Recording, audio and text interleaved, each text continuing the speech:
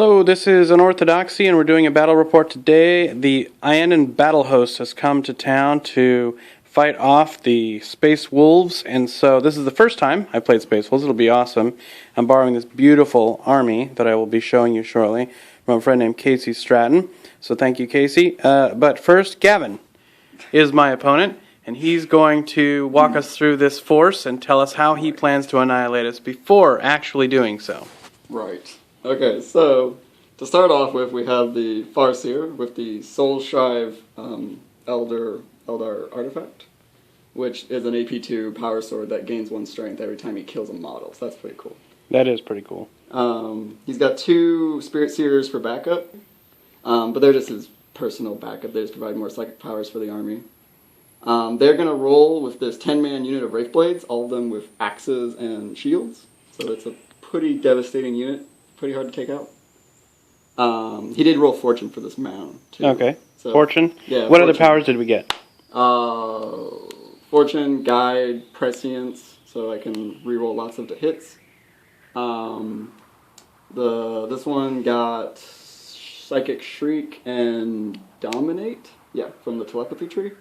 This guy rolled on Runes of Battle. He pulled out the Quickening and Horrify, so... Horrify, one of my personal favorites. Yes, Horrify should work well with the Psychic Shriek. and the leadership of Space Wolves. Yeah, so that should work good together. After that, we have some Wraith Guards for scoring units. 2 Wraith Lords, one with Star Cannons, the other with Bright Lances. You don't see Wraith Lords that often, so that's cool. Yeah. We have 3 Dark Reapers who are going to be manning the Aegis defense line with the quad gun. The Exarch has the Tempest Launcher with fast shot. And his 2 buddies have the Starfire missiles, which are basically crack missiles that pin. These guys with the War Walkers with Bright Lances. Then we got a Wave Serpent, Standard Fare, usual squad of 10 Dire Avengers in back, scoring unit. And then the... I forget what it's called. Crimson Hunter. There you go, Crimson Hunter, which is brown right now because I was in the middle of painting it. Looks just like the Star Blazers fighter. Exactly. It's got 2 Bright Lances and the Pulse Laser, and it is upgraded the Exarch and Precision Shot, so I can snipe models out of units, which is pretty cool. Okay, so I'm going to run through this Space Wolf list over here. These are all borrowed from a guy named Casey Stratton. Like I said, beautifully painted models. He did a lot of this airbrush and handwork on all of the on these, so these are cool. Anyway, I'm going to be using 3 units of Grey Hunters, no upgrades except for the Flamer and the Melta. There's 3 of them there. They're all going to be dropping down in these artfully done drop pods, all with every single drop pod has different symbols on the side.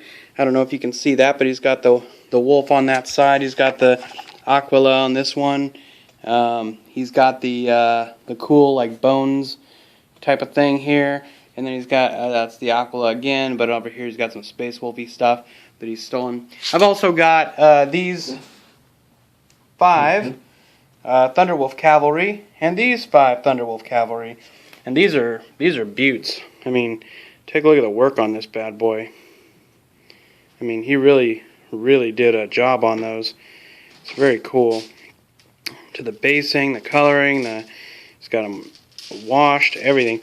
So anyway, we got 2 of those. We got this bad boy right here. This is a Venerable Dreadnought. It's going to be dropping in the drop pod there. And then we got these 15 Winter Wolves that have come to fight. So it's going to be a good fight. Lots of speed in this army against his very slow, plodding army. Neither one of us has an enormous amount of shots, but he's got a lot more. So we'll see if I can make it across the board. We're going to start turn 1 pretty soon, but I'll introduce you to the board. Okay, so our board kind of sets up like this. We got a AV-12 building over there in the middle. Then we've got this ruin over here, along with this very large line-of-sight blocking terrain, kind of Nova style. Then we've got more of that same stuff. This is, by the way, from a company called Pegasus, I think. And then we have this. This is actually 15 millimeter. It was made for Flames of War, but it'll work great for this too. We've got an alien forest on the very edge here, kind of like Think Aliens. And of course this fence. And we are ready to roll. So go ahead and... I rolled on the Iyanden warlord traits, and it gave my Farseer a personal fortune. So he can reroll any save until he fails one. Okay, and I got the one where you basically get the extra victory point for every person that I challenge and kill. Okay, we have deployed the Eldar, and their very powerful Wraith Blades are going to be right here with all their Psychers. To their left will be this Dire Avenger unit trying desperately to reach the objective. It's the Relic mission. We have these guys sneaking around in here. There's 5 of them, and they've got Strength 10 AP1 guns that really want to hurt my wolves if they get the chance. Couple of Wraith Lords over here with their Warwalker escorts. And I'm hoping that I've stayed out of their range reasonably well with the important stuff. And then, of course, his guys manning the gun like he mentioned. They're going to try and take out as many of those wolves over there as they can. We'll see how that goes. Alright, turn 1. We're going to begin now. After I explain my deployment, which is going to have all of these wolves lined up here. They are ready, and my commander is sitting in there with his buddy, the Psyker, so that in a minute he's going to make them super cool. Then we have the big unit over here. The idea being that we're going to use that hill to block his line of sight and hope that the distances are so great that he can't shoot us much, or at least shoot anything that matters in the first round. Alright, here we go. Alright, so at the end of round 1, for Gavin, he blew away about 5 or 6 of my dogs here. Made a pretty good mess of it with his Aegis and all those good guys. They basically moved and then ran forward to their heart's content, especially those Warwalkers who unfortunately got to kill one of my guys with the powerful shield, so we're a little less defensible than we were before. And that was about the extent of it. We'll start this turn next. Okay, at the end of turn 1, we dropped in 2 pods here and also moved all the dogs up. As you can see, they successfully charged up into the Wraith unit. They had to make like a 9-inch charge or something, or 8, I can't remember, but it was pretty good. These guys dropped in and took the Relic, which is right there.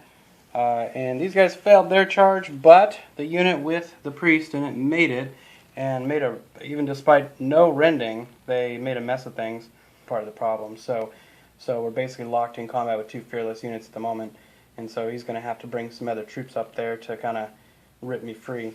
Alright, and that is the end of turn 1. Okay, so what we got now is Gavin needed desperately to hold the line here with his Eldar and his Wraith Blades.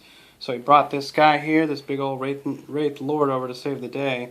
He managed to challenge and tie up my commander and actually did 2 wounds to him, so that hurt quite a bit. And so they stood, and that's what he needed to try and go for the secondary objectives. He also blew away 9 of the 10 guys that were holding the objective. Unfortunately, the guy that actually held the objective still got it. And he horrified him, and he had to make a leadership on a 5 and made it on a 4. So a little bit of luck there. So still have the objective, and it is now my turn. That is the bottom. It's now time for the bottom of turn 2. Alright, well, wouldn't you know it, I completely forgot to use my sorcerer that round, so he was pretty much useless. Over here, we managed to transfer the relic to the other unit because we're down to 1 guy. Over here, we managed to get through the Wraith Lord and the, I think, 1.5. He basically had wounded seers and stuff in there, but they pretty much got wiped by the ferocity of the Space Wolf attack. These guys attempted a charge over on that that all-important tank over there, which still gives him the opportunity for a line breaker. So right now, currently, that is the end of the second round? Okay, second round, and he's rolling for his Crimson Hunter and reserves to come in. Okay, top of 3. This Crimson Hunter shows up and shoots the crap out of the back of my unit here, and then his Wraith Guard kill another one, and then jumped in there and fought him. They only lost by 1, but they're fearless, so they just don't care. His tank moved all the way across the board flat out, so that I couldn't get to him with my puppies, and so he's gonna try to line break with that. Over there, he had his Wraith Lord and his Reapers blast the snot out of my puppies and basically left my Wolf Lord, who's sitting right here, begging for mercy. So he's only got 1 wound left, and he's got no more puppies to go to for protection. So, and you're going to say something, Gavin? Did you forget something? No, it's going. Okay, so it'll be the bottom of 3 coming up. Okay, we're back, and it looks like the unit rolled well on terrain and got back there and joined the sorcerer, so they're now all holding onto that objective tightly. Over here, we finished the Wraith Guard that were holding up my single remaining Thunder Cav and his erstwhile priest companion. Meanwhile, over here, the Beast Lord said, "The heck with it! I have to stop. I have to not be in the open next round." So he went and charged that Warwalker. Hopefully, you can see that in the picture there. And then had to take a terrain test because he had to go through the wreckage of the ones that died. There is one Warwalker left, but he's now safely ensconced in combat. So we're hoping that he can survive to the end of the game and to get a line breaker also. All right, so we're going to the top of 4.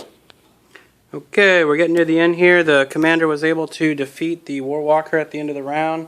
His Dire Avengers took a trip over here, trip to Light Fantastic. They got the heck out of Dodge. He shot up all of my cavalry over here, and so did the Crimson Hunter. And the Crimson Hunter took one out wholesale, just slaughtered him. So that is where we're at, and it is the top of 4. So all my reserves will be, bottom of 4 will be. All reserves will come in now. Guys, it looks like our leader is dead, but he is really cool if you take a look. Anyway, so he and his unit charged this Wraith Lord here, and the Wraith Lord challenged him and succeeded. Slew my warlord, but fortunately, we're fearless because of our very erstwhile priest there. Meanwhile, deep striking in after being intercepted and glanced was this Venerable Dreadnought that came and whooped the Reapers right off the board. These guys came in and tried to melt a gun this tank, also finely painted. Unfortunately, they weren't as fortunate as their compatriots. In the back of our board, you will find the Psyker and his buddies hiding with the objective. So, that is the end of the 4th round. We are heading to the 5th. At this point, the things on the board for him will be the Crimson Hunter and the Wraith Lord. And the tank. And the tank. Okay, so the Wraith Lord decided to challenge me, and I did not accept, so we fought each other. He did 2 wounds, I did 2 wounds, but he didn't save, and I did. So, came out ahead, and then the Crimson Hunter came over here to try and whack my Melt-A-Gun here, who's down there. I don't know if you can see that here, but he's right in there. There he is in all his mini splendid beauty. And then we have this here, which has just jetted over here, and hoping that if there is another turn, that he can get out and line break. So Gavin, at the top of round 6, his Wraith Lord actually fought off my guys. He only had 1 wound left, but he was like, "Screw it! I'm going down fighting." So he actually smash attacked to try and take out a couple of the guys. Did hit, did wound, but the shield held. So it was pretty cool. Over here, all right, whatever. Turn 5 then, I apologize. Anyway, cool. Anyway, it's there, it's ready, and we didn't do anything but 2 hull points to the Crimson Hunter, but I can't say that that was a terrible outcome. So at the, I guess it's the next round, or next player's turn. And now we see if it ends. Okay. Roll it. It does. And it ends. And this is what we do at the end of games. Chickens. Yeah. Oh, by the way, we did total this up, and we are at 6-0. We got the line breaker with the Dreadnought over there. We got the Warlord, and we got the First Blood. So it was a pretty good showing by the crazy fluffy wolves. And Casey, this one's for you.